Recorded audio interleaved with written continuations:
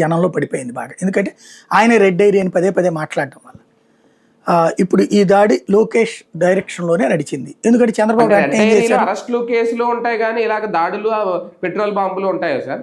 ఎందుకు లేవని ఎవరు చెప్పారు? ఎందుకు ఎవరైనా చెప్పారా?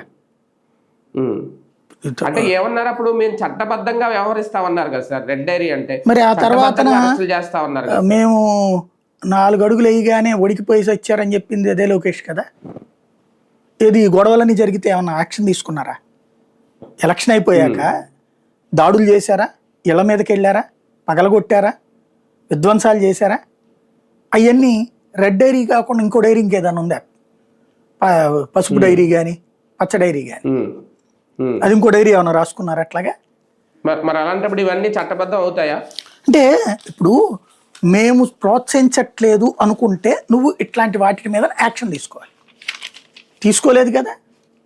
నువ్వు ఇంటెలిజెన్స్ లేదా నీకు? పోలీస్ వ్యవస్థ లేదా? పోలీస్ వ్యవస్థకి ఎవ్వడు దాడులు చేయడానికి వీల్లేదు. పోలీసులు కొట్టి కంట్రోల్ చేయలేరు. మనకు తెలీదా?